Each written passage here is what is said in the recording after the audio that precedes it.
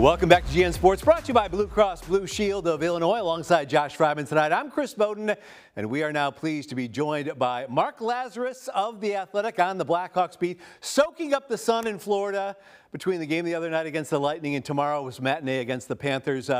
Laz, can't help but start with Thursday night in Tampa and the kid, or at least the main kid, Connor Bedard, the 2 goals, the 2 assists. But how much more impressive was it the way he was a factor in a couple of those goals, heeding some coaching advice earlier in the week from Luke Richardson and just making a couple of plays against world-class players? Yeah, I think that's what really stood out to me was, putting up 4 points in 22 minutes of play is impressive no matter how you do it. But this is a guy who'd been scoring his goals, from distance with his incredible shot, with time and space and, all alone in the slot. These were goals where he went and he got the puck. First one came when he went in on the forecheck, and then he out-muscled Victor Hedman, who I think it's 7 or 9 inches taller and 61 pounds heavier than him. He got position on him, boxed him out, and anticipated the pass from Kurashev. Another one where he anticipated a Nick Foligno break and he just bolted for it and he scored in from close range. He chipped the puck away from Nikita Kucherov, stole the puck with a nifty backhand, then bolted in for a give and go. These were aggressive, attacking plays, and that's the kind of mindset you want to see from a goal scorer, right? You want to see him attacking, not just waiting in space for a pass that comes in. These were plays that he created, not plays that were created for him. Yeah, and his minutes and shift times have been a mild topic of discussion, I guess, even though it's probably never a bad thing to have him out there. But after the Vets held that post-game players-only meeting last Sunday following the loss to New Jersey, which came just 24 hours after a nice win over this Florida team that they rematch with tomorrow after night, was Bedard maybe part of that discussion about making better decisions regarding shifts that perhaps extend a bit too long within a more general discussion of playing for the next shift? Lord knows we heard Jeremy Colleton preach about that during his days here.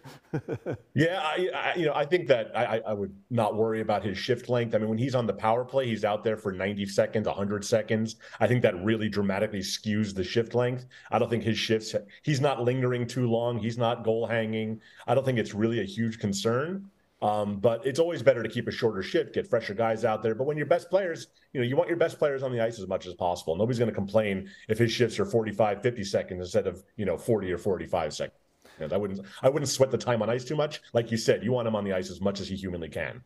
One of the guys in that group who gathered everyone was Corey Perry. Great article today about, what a great player brings to the table in the latter stages of, what will probably be a Hall of Fame career.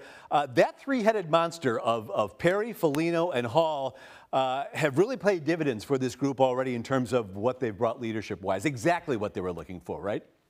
Yeah, it's interesting because, they got rid of Jonathan Toews and Patrick Kane, and they did get rid of them, essentially. They kind of didn't want them back.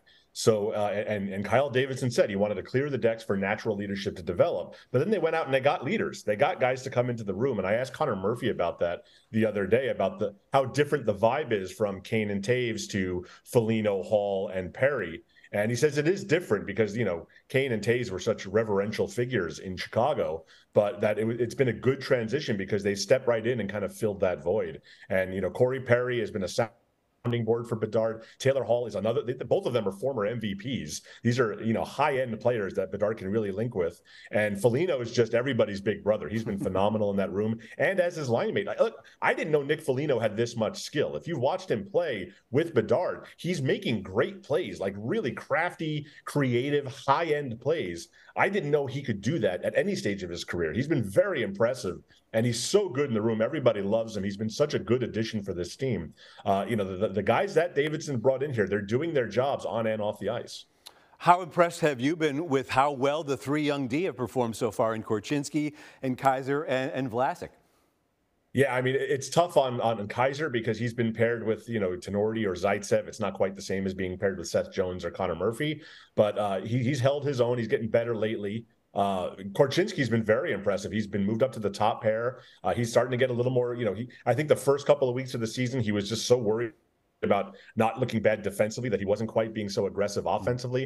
And I think he's starting to take the training wheels off a little bit, and he's getting more aggressive. And Vlasic, what can you say about Vlasic? If you saw him play last year, you're like, all right, this guy's okay. He could be like a bottom pairing defensive-minded defenseman. He's been maybe their best defenseman this year. And Seth Jones has been good, but Alex Vlasic he looks incredible some nights. He's very good with defensively. He's using, he's got that big, long 6'6", those long frame, long stick, and he's getting in the way. He's killing plays, but he's got more offense than I thought he had too. He's playing with such confidence. He got the concussion and you wondered if he was going to come back and look the same. He hasn't missed a beat. He's been probably the most, I don't want to say surprising because that's insulting, but I did not think that he was going to reach this level this quickly, and I'm not sure anybody did. Hey, finally, one player who has struggled has been Lukas Reichel. 1 point, 12 games. He's up -8. How do you sense his psyche is right now? And if this continues for a while, do you see a potential reset for him, perhaps down in Rockford, to get things right again?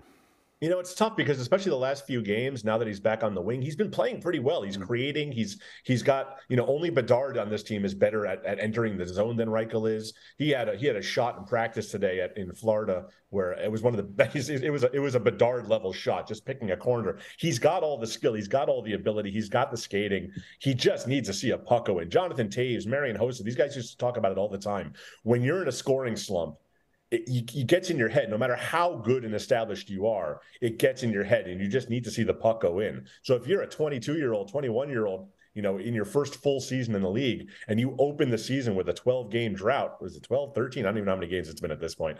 But if you open a series with the season with a drought like that, it can really get in your head. He just needs to see one go in. When the net was empty in Tampa, it was just screaming, "Get him the puck! Get him the puck!" Because he just needed to get an empty net or anything to kind of break the dam. You feel like it's got to happen at some point because he's playing pretty well lately. He's generating those chances. At some point, they got to go in.